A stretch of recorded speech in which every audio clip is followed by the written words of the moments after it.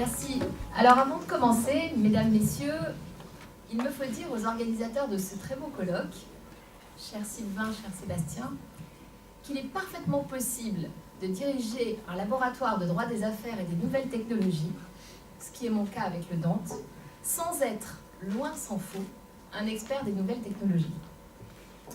Et je vais même vous faire un aveu, quand on parle de référencement, la première chose qui me vient à l'esprit, c'est la grande distribution. Ça n'est pas le référencement en ligne.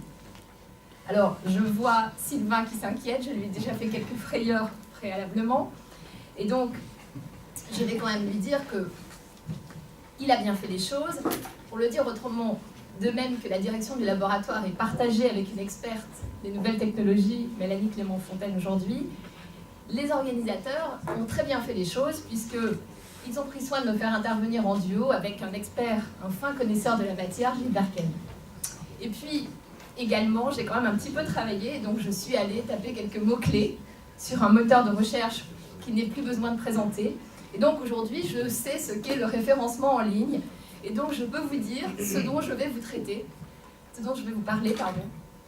Je vais donc l'envisager, pas seulement dans son acception stricte, mais aussi dans sa conception large, comme l'action générique d'inscription, non seulement dans les moteurs de recherche, mais aussi plus largement sur les plateformes, alors dans toute une diversité, plateformes de vente en ligne, peut-être de vin aussi, puisque nous avons été bien accueillis, plateformes d'application, et puis bien sûr les comparateurs de prix, j'en passe et autres.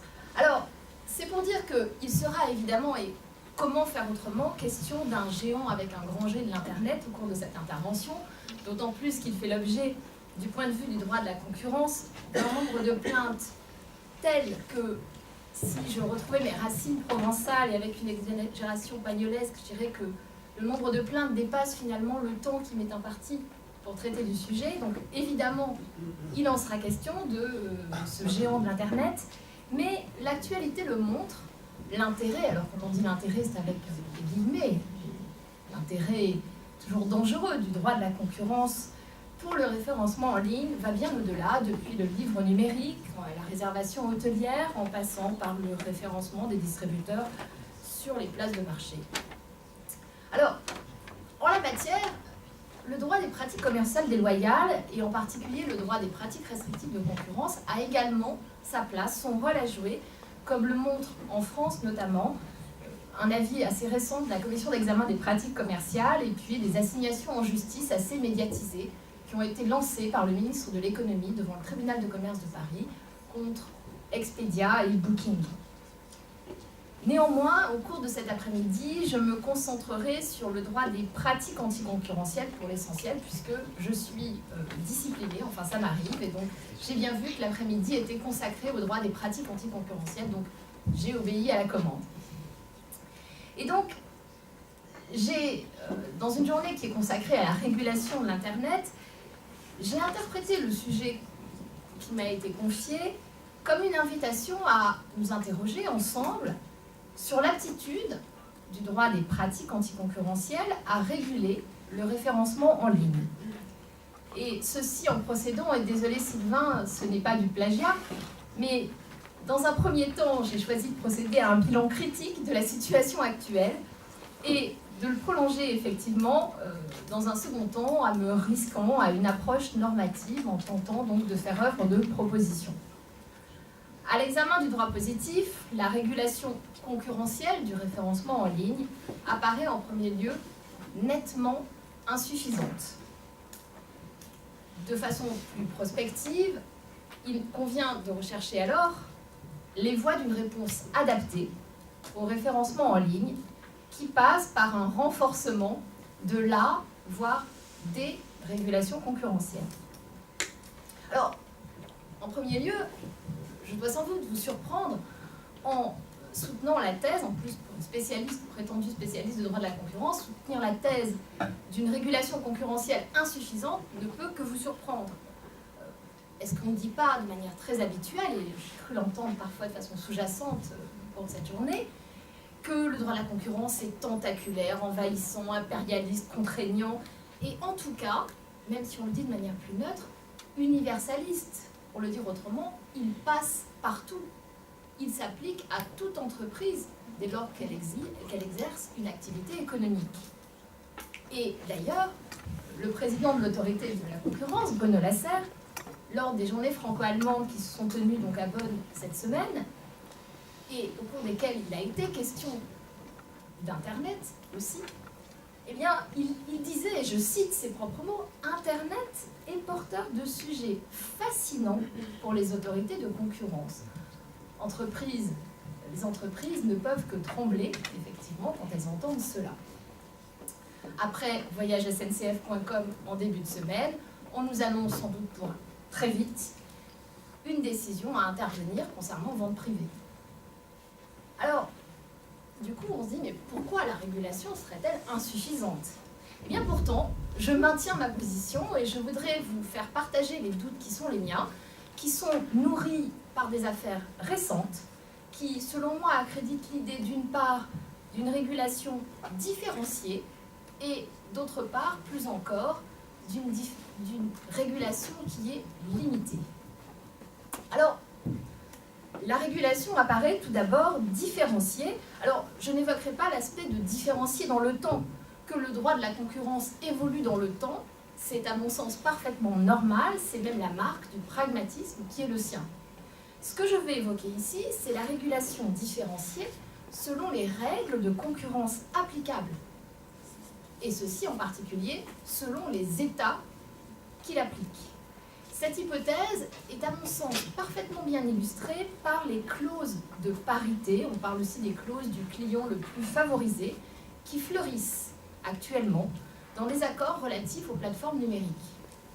Alors la clause de parité, c'est la clause, c'est l'engagement en vertu duquel on s'engage à assurer des tarifs ou parfois aussi des disponibilités, dans le cas de l'hôtellerie, qui sont au moins égaux, voire plus avantageux que ceux qui sont disponibles pour un autre concurrent, mais aussi, c'est cela qui est singulier, auprès du co-contractant lui-même, par exemple l'établissement hôtelier. C'est cela la clause de parité.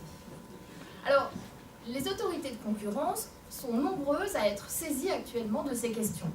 Et force est de constater qu'elles ont procédé et qu'elles procèdent à une régulation différenciée lorsqu'elles mettent en œuvre, à cette occasion, l'interdiction des ententes. En témoigne d'abord l'affaire bien connue et déjà un petit peu ancienne, si j'ose dire, des e-books, qui a été traitée à l'échelle de l'Union européenne par la Commission. Celle-ci a résolu la question en 2 temps par la voie de 2 décisions successives d'engagement souscrits par des éditeurs et Apple.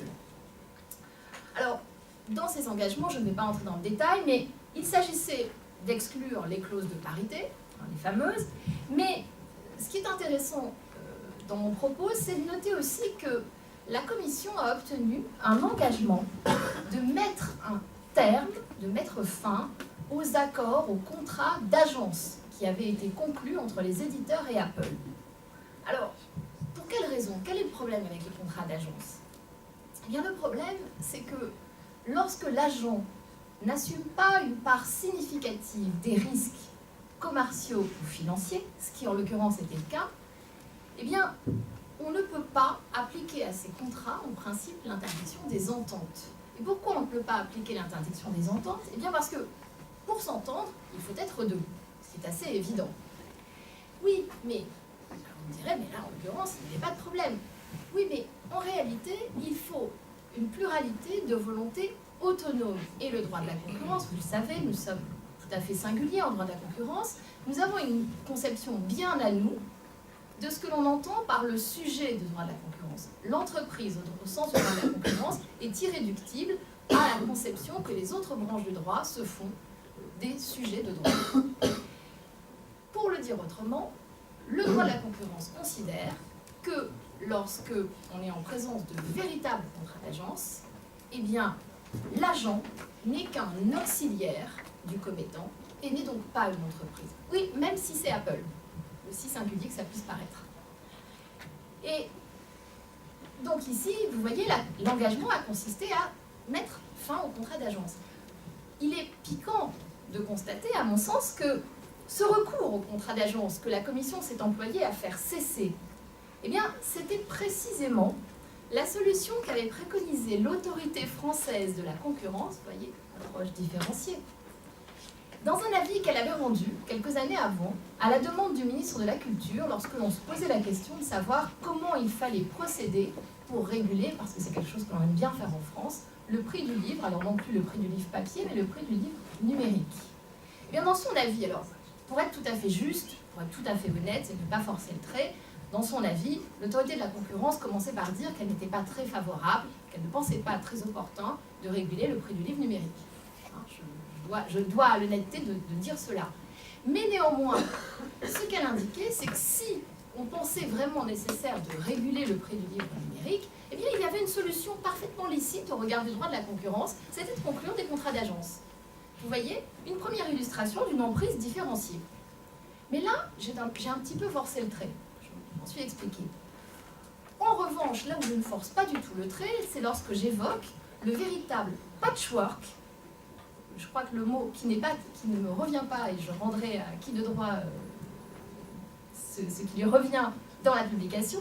Donc le mot est vraiment bien choisi parce qu'on a un véritable patchwork dans les approches qui sont adoptées ou qu'on peut attendre de la part des autorités de concurrence qui sont saisies au sein de l'Union européenne dans le cas des clauses de parité figurant dans les contrats qui sont passés entre les établissements hôteliers et les plateformes de réservation en ligne.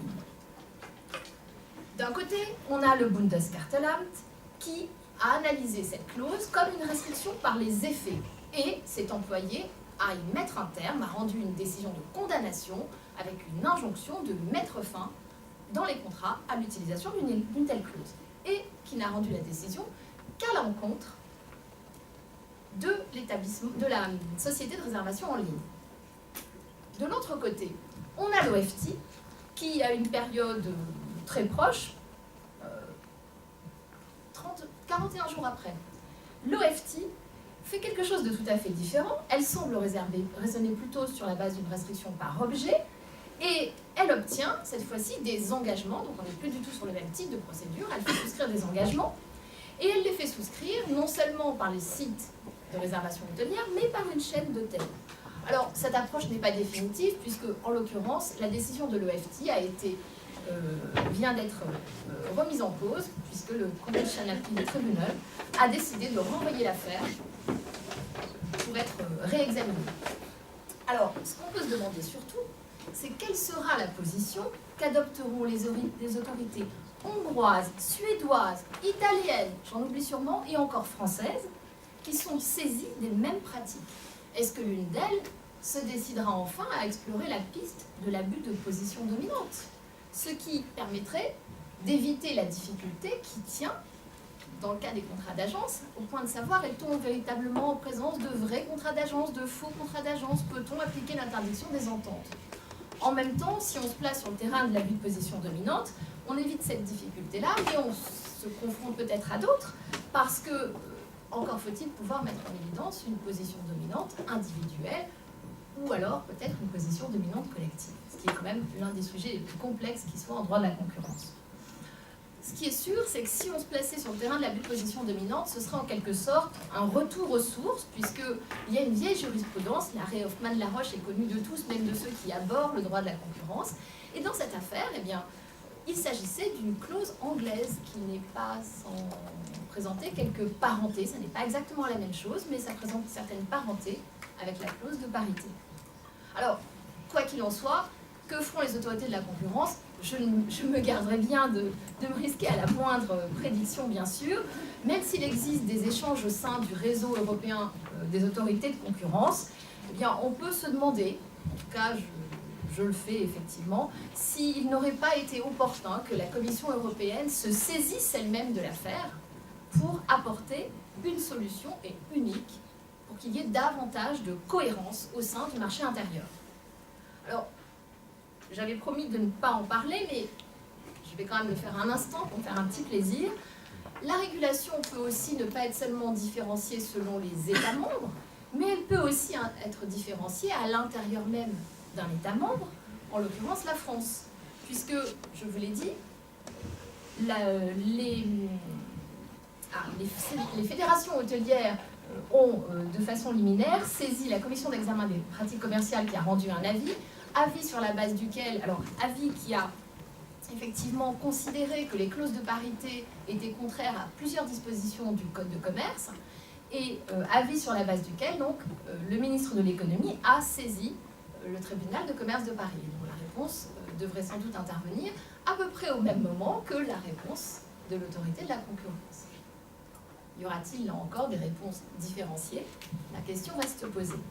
Alors, quoi qu'il en soit, il y a plus ou pire, en ce sens que l'insuffisance de la régulation concurrentielle tient aussi à ses effets limités au point qu'on pourrait la considérer parfois comme un tigre de papier, alors même qu'on se placerait sur le terrain de l'abus de possession dominante.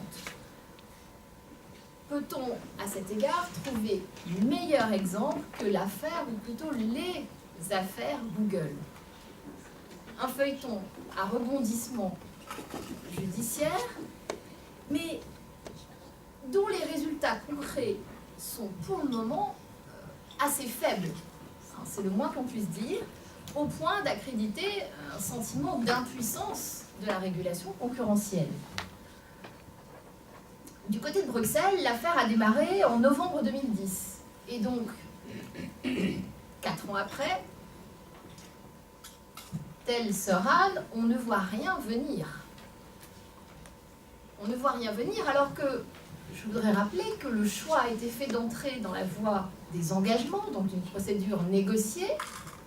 Pour quelle raison? Mais justement pour avoir un traitement rapide de l'affaire, je n'ose le dire.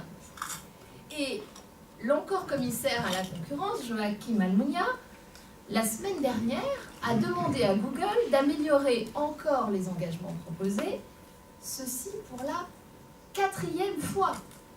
Pendant ce temps, les agissements continuent. Et donc, le dossier sera réglé, le jour où il le sera, par la nouvelle commission, par son successeur. Alors, du côté français, on pourrait dire que c'est un peu mieux, mais à peine. On peut faire état, le bilan, la moisson est assez maigre, on peut faire état d'une décision qui a ordonné des mesures conservatoires dans l'affaire Navix, mais qui s'est achevée ensuite par la souscription d'engagement. Quant à la société Canopy, ces griefs n'ont prospéré ni devant l'autorité, ni devant la juridiction judiciaire. La seule condamnation qui ait pu être prononcée à ma connaissance, c'est une condamnation du tribunal de commerce de Paris dans l'affaire Bottin-Cartographe à propos de l'affaire Google Maps, Et cette décision, qui n'est peut-être pas parfaitement exempte de tout grief, est frappée d'appel. Finalement, le résultat le plus concret, de façon peut-être un peu paradoxale, c'est celui qu'a obtenu l'autorité de la concurrence dans son avis sur le fonctionnement concurrentiel du marché de la publicité en ligne, donc un avis, et dans lequel, effectivement, l'autorité a obtenu ce que l'on pourrait appeler des quasi-engagements de la part de Google, puisque Google a volontairement, elle n'y était absolument pas tenue, mais a volontairement accepté de modifier la durée d'exclusivité des contrats conclus avec la bibliothèque de la ville de Lyon. Alors, quoi qu'il en soit, lorsque la décision interviendra, la décision de la commission, que l'on attend tous, eh bien, tout ne sera pas réglé pour autant, puisque la procédure des engagements soulève en elle-même un certain nombre de difficultés, tant sur un point de vue de principe que dans sa mise en œuvre pratique. Je ne vais pas tout évoquer, mais du point de vue de l'efficacité, est-ce suffisamment dissuasif pour une entreprise? Surtout, quelle entreprise? Puisqu'il n'y aura pas de sanctions. Est-ce suffisamment structurant pour le marché, faute d'enseignements précis, puisque dans une décision d'engagement, vous n'avez pas de qualification des pratiques. Vous n'avez que des préoccupations de concurrence. Et puis, les engagements souscrits ne se prêteront-ils pas, de la part de Google, à une certaine interprétation pour en minimiser la portée? Et puis encore, sauf à en prévoir une possible révision via une sorte de clause de rendez-vous, les engagements qui vont être souscrits vont figer la situation à un instant T et pourront, d'une certaine manière, constituer une sorte d'ombrelle au bénéfice de celui qui les a souscrits, alors même que l'évolution du marché ferait qu'il serait dépassé ces engagements. Les plaignants, de leur côté, les victimes qui souhaiteraient, à la suite de la décision tant attendue, solliciter des dommages et intérêts, seront fort dépourvus parce que la décision d'engagement ne les aidera guère sur le plan probatoire. Alors vous me direz, mais il n'avait qu'à être plus malin, il n'avait qu'à agir parallèlement devant une juridiction judiciaire. Certains l'ont fait.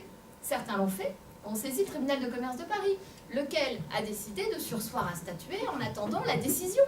La décision. Or, cette décision, je le répète, le jour où elle sera rendue, elle n'aidera guère le tribunal de commerce de Paris dans son jugement. Alors, je vais arrêter là de l'affaire Google, mais je pense que je ne pouvais pas ne pas l'évoquer. Il me semble que cela met très crûment en lumière les difficultés d'application du droit de la concurrence au référencement en ligne. Alors, certaines de ces difficultés tiennent au fait qu'il s'agit d'une activité numérique. On est en présence de marchés qui évoluent très vite, et donc sur lesquels il ne faut intervenir ni trop tôt, ni trop tard, et donc il est difficile d'anticiper les évolutions de marché, la formation ou non de positions dominantes, la remise en cause. Donc c'est extrêmement difficile, et face à cela, le rythme des outils de contrôle du droit de la concurrence, notamment des outils ex post, qui interviennent a posteriori, donc apparaît trop long manifestement. Et de ce point de vue, on ne peut que regretter que la Commission européenne ne fasse pas usage de la possibilité qui est la sienne de prononcer des mesures provisoires. Et on peut aussi regretter que l'autorité française de la concurrence fasse un usage assez parcimonieux des mesures conservatoires. Alors, pourquoi? Sans doute par crainte d'influer sur la dynamique d'évolution du marché. Oui, mais parfois, à trop de prudence, eh bien, les choses se font et sont irréversibles. Autre difficulté, et ceci a été évoqué par Bruno Lasserre lors des journées franco-allemandes, les géants de l'Internet évoluent sur un marché mondial. Et donc, le droit de la concurrence peut se trouver fort dépourvu. Le cadre national, en tout cas, peut apparaître inadéquat. Autre difficulté encore, mais qui tient cette fois-ci à l'activité d'intermédiation, c'est qu'on est en présence de marchés qui sont bifaces ou multifaces. Et donc, l'analyse des comportements sur de tels marchés est beaucoup plus complexe. Prenons seulement l'exemple de la tarification. C'est bien difficile de se prononcer sur le point de savoir si une tarification est critiquable ou non du point de vue du droit de la concurrence, parce qu'on peut choisir de faire payer un côté du marché et pas l'autre, ou de faire payer une partie à un côté du marché et une partie à l'autre. Donc c'est extrêmement complexe. Et ces difficultés expliquent sans doute, je ne veux pas jeter la pierre aux autorités de la concurrence, ces difficultés expliquent sans doute les choix qui ont été faits quant à la régulation concurrentielle. Ces choix, donc, vous l'avez vu, ça consiste à privilégier, beaucoup plus qu'en d'autres domaines sans doute, eh bien, ce que l'on pourrait appeler une régulation soft, une régulation en douceur, que ce soit a posteriori sous la forme des engagements ou ex ante par des avis, et l'autorité de la concurrence en la matière en a adopté 2. Dans les 2 cas, on n'a pas, je l'ai déjà dit, mais je le répète et c'est essentiel, on n'a pas de qualification et donc on n'a pas de construction d'une véritable pratique décisionnelle qui va orienter les comportements sur le marché. Par ailleurs, on peut regretter peut-être, en tout cas ce reproche n'est pas le mien, mais c'est celui d'un rapport sénatorial, on peut regretter que les autorités de concurrence se bornent à envisager les préoccupations de concurrence et excluent quasiment de leur réflexion, ne veulent pas traiter en même temps des questions qui sont des questions relatives au droit d'auteur, à la protection des données. Alors, en même temps, c'est vrai que le droit de la concurrence a pour fonction d'assurer le bon fonctionnement du marché. Quoi qu'il en soit, un constat très sévère a été dressé donc, à l'encontre de la régulation concurrentielle actuelle. À la fois, alors ce constat n'est pas seulement le mien, il est surtout celui d'autres. Vous voyez, je m'abrite parce que je suis prudente. Il a surtout été dressé donc, par le Sénat et également par le Conseil national du numérique. Et ces différents rapports envisagent des pistes de solutions, des pistes d'évolution, ce qui autorise l'audacieux, ou en l'occurrence l'audacieuse, à se risquer, pour finir et plus rapidement, rassurez-vous, à une entreprise prospective visant à proposer quelques possibilités de régulation concurrentielle renforcée. Donc, a été évoquée effectivement la piste d'un droit spécial du référencement en ligne, et je l'envisagerai, mais avant de l'envisager, je voudrais pour commencer, parce que je suis spécialiste du droit de la concurrence, m'interroger sur la possibilité d'une adaptation accrue du droit de la concurrence au référencement en ligne. Alors, en effet, même si le bilan qui a été dressé est assez pessimiste, il me semble possible que le droit de la concurrence permette de mieux appréhender, peut-être pas parfaitement, évidemment, la perfection n'existe pas, mais de mieux appréhender les pratiques liées au référencement en ligne. Et donc, à cet égard, le référencement en ligne pourrait être une chance quelque part pour le droit de la concurrence, il pourrait servir d'aiguillon, de stimulant, en le conduisant à se perfectionner en quelque sorte. Et puis également, il n'est pas interdit d'imaginer, dans une certaine mesure, une spécialisation au sein même du droit de la concurrence, une spécialisation au référencement en ligne.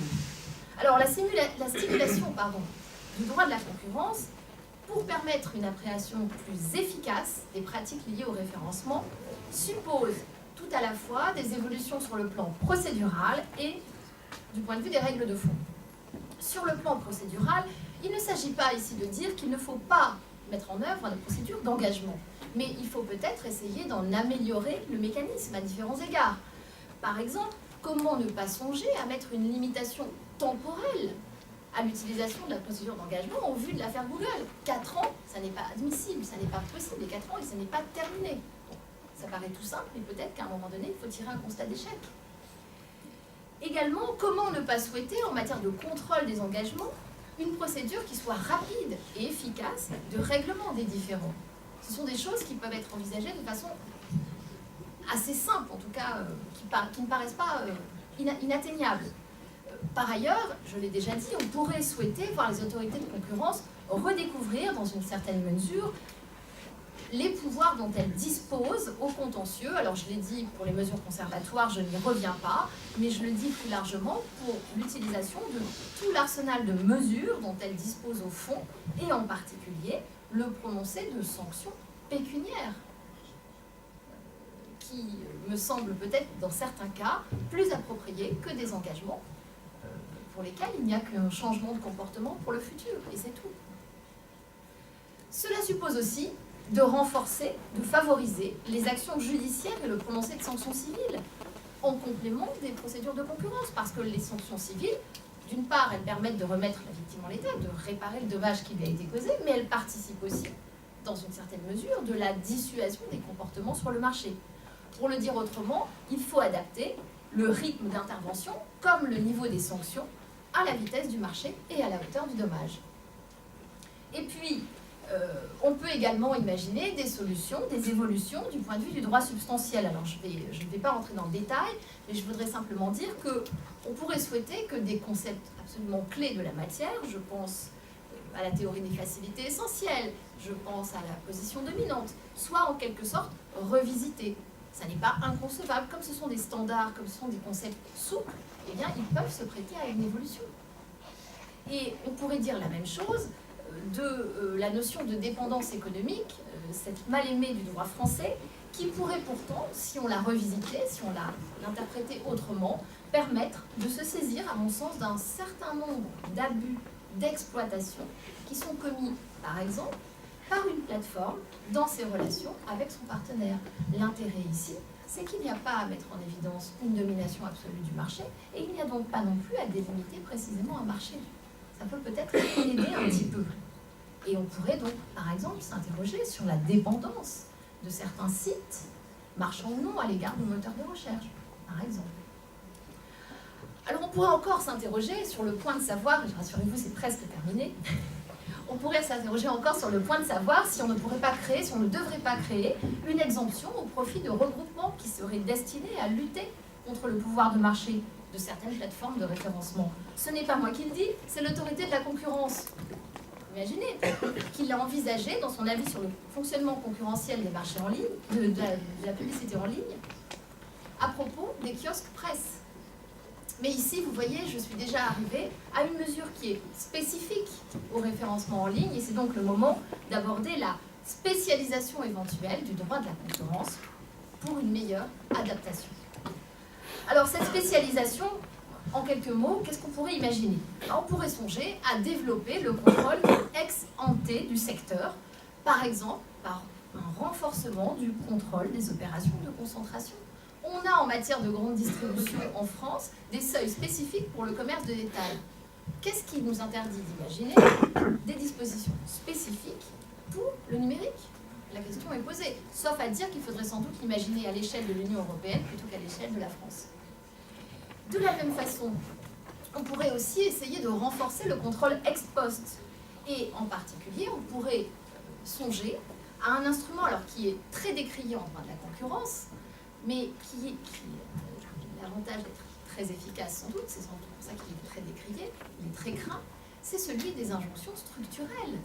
Le tabou a été levé en droit français puisque nous les avons maintenant en ce qui concerne les dom-toms. Pourquoi ne pas les imaginer, en les assortissant évidemment de grandes précautions, dans d'autres domaines? Et ça pourrait être une solution éventuellement.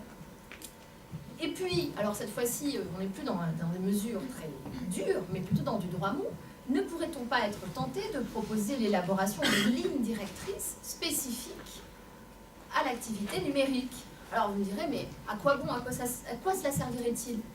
Par exemple, à favoriser une convergence des approches au sein de l'Union européenne, ce qui serait déjà pas mal, entre les autorités nationales de concurrence et aussi entre les juridictions nationales. Et ça pourrait d'ailleurs, au passage, être l'occasion d'actualiser les lignes directrices sur la restriction verticale, qui, pour ce qui concerne la commercialisation en ligne des produits, pardon pour cette incursion, peuvent apparaître un peu datées parce que 4 ans d'âge, c'est peut-être un peu long à l'époque du numérique. Il reste à se demander, pour finir, et en 2 mots, s'il faudrait également, ou à la place, construire un droit spécial du référencement en ligne. Alors ce droit spécial pourrait prendre 2 formes. 2 formes qui peuvent d'ailleurs être combinées, à savoir celle d'une législation spécifique d'un côté et celle d'une régulation sectorielle de l'autre. La tentation d'une législation spécifique, elle s'est déjà faite jour en France et assez curieusement, elle a d'ailleurs été envisagée encore une fois par l'autorité de la concurrence, décidément, en 2009, toujours donc pour le secteur de la presse, l'autorité évoquait une intervention législative. Elle a ressurgi tout récemment dans le domaine de l'hôtellerie, puisqu'à la suite de la médiatisation des relations difficiles entre les hôteliers et les sites de réservation en ligne, une proposition de loi a été déposée qui visait à mieux appréhender les clauses de parité en modifiant un article qui est déjà fort long, c'est l'article L442-6 du Code de commerce qui comporte déjà un certain nombre qui utilise plusieurs pages du code et donc la proposition était celle-là. Je n'entre pas dans le détail ici. Ce qui est sûr, c'est que l'adoption de dispositions législatives spéciales, même si elle peut parfois présenter un intérêt, elle doit être maniée avec prudence, notamment sur des marchés dont l'évolution est très rapide, parce qu'en plus, quand vous avez un texte, le droit des pratiques restrictives connaît bien le problème, vous adoptez un texte et aussitôt après, les opérateurs utilisent une autre pratique. C'est un contournement, une course-poursuite permanente, et je crois que dans le cadre du numérique, ce serait encore particulièrement vrai. Alors, reste la voie d'une régulation sectorielle asymétrique, qui permettrait peut-être d'exercer un contrôle ex ante, pourquoi pas de l'algorithme du moteur de recherche de Monsieur G. Ça, c'est une piste possible. Alors, cette piste sera-t-elle suivie? Je ne sais pas. Quel serait l'organe idoine? Certainement pas, à mon sens, une autorité nationale de régulation, mais il faut l'envisager plutôt à l'échelle de l'Union européenne, voire à l'échelle mondiale, mais là, c'est du rêve. Ce qu'on pourrait dire, c'est qu'une telle régulation, elle aurait peut-être le mérite d'intégrer, outre les préoccupations de concurrence, des préoccupations de propriété intellectuelle, des préoccupations de données personnelles. Ça serait peut-être une bonne chose. C'était d'ailleurs au cœur du discours de présentation de la prochaine commissaire à la concurrence devant le Parlement avant-hier. Autrement dit, on aurait une régulation du référencement en ligne qui entrecroiserait le droit de la concurrence et le droit de la propriété intellectuelle, comme l'a fait ce colloque.